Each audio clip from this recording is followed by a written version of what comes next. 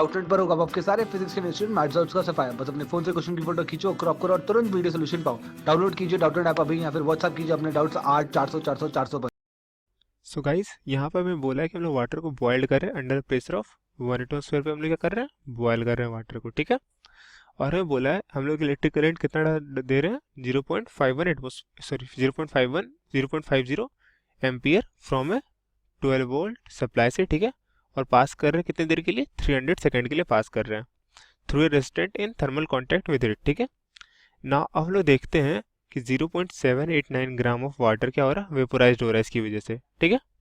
तो अब हमसे पूछा है कि मोलर इंटरनल एनर्जी निकालनी है, मोलर इंटरनल एनर्जी निकालनी है, इंथैल्पी चेंजेस निकालने एंड मोलर इंटरनल एनर्जी निकालनी है, ठीक है।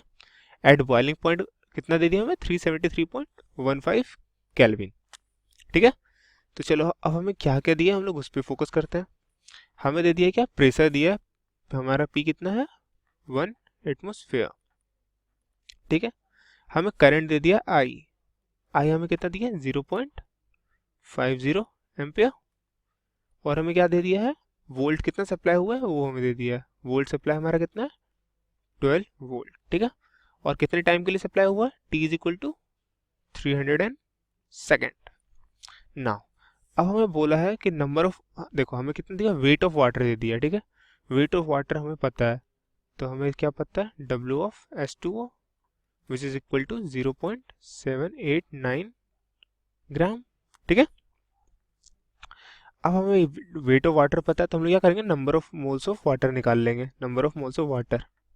तो वो क्या होता है, weight of water divided by molecular weight of water. Molecular weight of water कितना होता है, 18 ग्राम। तो यहाँ से हमारा आ जाएगा 0.789 डिवाइडेड बाय 18, और ये हमारा कितना हो जाएगा मोल्स में। तो यहाँ से कैलकुलेट करोगे तो आपका आएगा 0.044 मोल। तो हमारा नंबर ऑफ मोल्स ऑफ क्या निकल गया, H2 निकल गया। अब देखो हमें क्या पता है कि ये जो वेपोराइज हो रहा है ये हमें किसके बोला है, अंडर प्रेशर ऑफ 1 एटमॉस्फेयर, मतलब प्रेशर हमारा क्या कांस्टेंट है, ठीक है। और सो यहाँ पे जो इंथैल्पी चेंज होगा वो किसके इक्वल होगा, work done by the heater. जो भी यहाँ वर्क डन हुआ है उसके इक्वल हो जाएगा हमारा इंथैल्पी चेंज, क्योंकि हमें पता है that at constant pressure, at constant pressure del H is equal to QP। तो यहाँ पर जो भी हीट होगा हमारा, जो भी हीट है वो हमारे किसके इक्वल हो जाएगा, एंथैल्पी चेंज के लिए। तो और तुम लोग इसे लिखना चाहो तो, अगर वर्ड्स में अगर लिखना चाह रहे हो तो लिख सकते हो that here vaporization, vaporization, vaporization किसके हो रहा है, हमें किसके अंदर बोला है, एट है अंडर प्रेशर, मतलब प्रेशर फिक्स है at a, sorry vaporization occurs at a, occurs हो रहा है ना, at a constant pressure, at a constant pressure. अब कांस्टेंट प्रेशर में मैंने क्या बोला, at a constant pressure del H किसके इक्वल होता है, QP के इक्वल होता है। सो देयरफॉर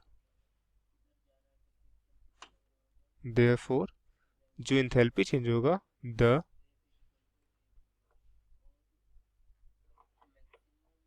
इंथैल्पी चेंज, जो भी चेंज करेगा वो किसके इक्वल हो जाएगा, is equal to the, is equal to the, किसके इक्वल हो जाएगा, जो भी वर्क डन हुआ है किसके हेल्प से, ये जो करंट पास हुआ है थर्मल कॉन्टैक्ट से, मतलब ये हीटर ही है बेसिकली, तभी ना वो बॉयल कर रहा है, equal to the work done by the heater, work done by heater. Basically जो हीट इसने सप्लाई किया था, मतलब जो इसका हीट जो था, ठीक है, उसके इक्वल हो जाएगा। तो बस हम लोग को वो निकाल लेना है तो हमारा आंसर आ जाएगा, हमारा किसका आंसर आ जाएगा, हमारा डेल एच डैश आ जाएगा, जो हमारा इंथैल्पी चेंज है, ठीक है। तो यहाँ से हम लोग क्या निकालेंगे, डेल एच डैश, जो कि हमारे क्या चेंज इन इंथैल्पी, वो किसके इक्वल हो जाएगा, I into V into T. T मेरा यहाँ पे क्या है, टाइम है, वी हमारे क्या वोल्ट है, आई हमारा क्या करंट है, और ये इसके इक्वल क्यों होगा, क्योंकि मैंने यहाँ लिख दिया del H is equal to Q P. ठीक है, तो हमें बस हीट निकालना था, हीट हमारा इतना हो जाएगा, और ये डेल एच है, ठीक है, डेल एच डैश। हमें एक्चुअली निकालना है, हमें एक्चुअली निकालना क्या है, हमें निकालना है मोलर निकालनी है, ठीक है, हमें निकालना है मोलर इंथैल्पी। और तो ये क्या सिर्फ इंथैल्पी है, ठीक है, क्योंकि ये हमारा सिर्फ जूल में आएगा, मोलर क्या होता है जिससे मोल्स में आए, ठीक है। तो चलो यहाँ से हमारा कितना आ जा रहा है, आई वी टी, आई तुम्हारा कितना है यहाँ पे, आई है हमारा 0.050, 0.50, वी हमारा कितना है 12, और टी हमारा कितना है 300, ठीक है। तो यहाँ से कैलकुलेट करोगे, तो यहाँ से कैलकुलेट करने पे तुम्हारा आ जाएगा 1.8 किलो जूल। अब ये हमारे किस में है, जूल्स में आया है। तो अब हमें किस में चाहिए, मोलर एंथैल्पी हमें निकालनी है, तो सीधा लिख दें। देखो हमें पूछा क्या था, उस पर ध्यान दो, हमें पूछा है the molar internal energy and molar enthalpy change, तो हम लोग पर मोल के लिए निकालेंगे, ये हमारे किसका बस एंथैल्पी है, ठीक है। अब हमें पर मोल के लिए निकालना है, सो देयरफॉर क्या हो जाएगा, मोलर एंथैल्पी जो भी होगा ऑफ वेपराइजेशन, जो हम लोग वेपराइज कर रहे हैं उसके लिए मोलर एंथैल्पी निकल रही है, मोलर एंथैल्पी ऑफ वेपराइजेशन, और ये किसके इक्वल हो जाएगी, अब लोग मैंने इसे क्या मान लिया, इसे मैंने मान लिया डेल एच, ठीक है, हमने इसे क्या मान लिया delta H. So del H is equal to क्या हो जाएगा, डेल एच डैश और divided by number of moles of H2O, क्योंकि हम लोग उसे बॉयल कर रहे हैं, number of moles of H2O।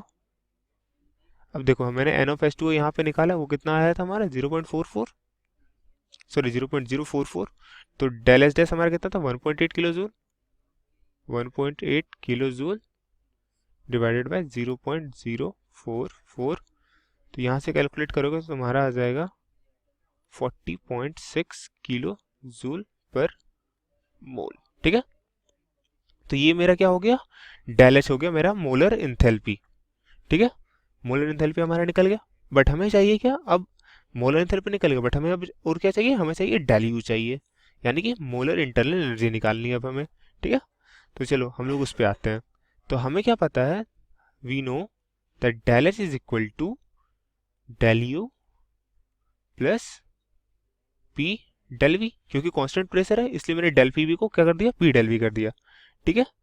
तो यहाँ से क्या हो जाएगा हमारा del U plus del N G R T, मैंने अब आइडियल कैसे, तो P V is equal to N R T होता है, तो मैंने यहाँ del N G R T कर दिया।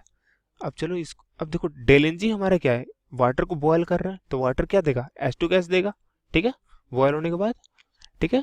तो डेल यू हमारा, डेल यू का डेल यू रहने देते हैं, जो हमारा मोलर इंटरनल एनर्जी चेंज है, प्लस डेल्टा एन जी को मैंने क्या हो गया 1 हो गया, क्योंकि इनिशियल हमारा कोई गैस नहीं था, और बस क्या बन रहा है गैस H2 बन रहा है। देखो H2 वो क्या दे रहा है हमारा 2 mole of H2, sorry H2 हमारा क्या देगा, half mole of O2 and 1 mole of क्या देगा हमारा O2 देगा, सॉरी H2 देगा। तो 1 मोल जो H2 दे रहा है, तो डेल एन जी क्या हो गया 1, क्योंकि इनिशियल हमारा कोई गैस नहीं था, तो 1 हो गया, तो यहाँ पे बस क्या बचेगा RT, ठीक है।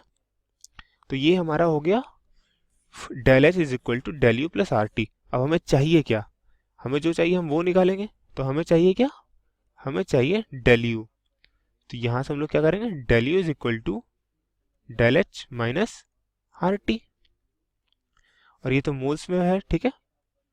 अब देखो डेल एच हमारा कितना है 40.6 किलो जूल, तो लिख देते हैं 40.6, ये किलो जूल्स में है, ठीक है, किलो जूल पर मोल, माइनस आर की जगह हम लोग क्या लिखेंगे 8.314, और टी की जगह क्या डालेंगे, जो हमारा टेम्परेचर था 373.15, बट ये हमारा जो आएगा जूल में आएगा, तो हमें, और ये हमारे केस में किलो जूल में, तो हमने क्या किया 10⁻³ कर दिया, ताकि ये किस में हो जाए, किलो जूल पर मोल में हो जाए, ठीक है।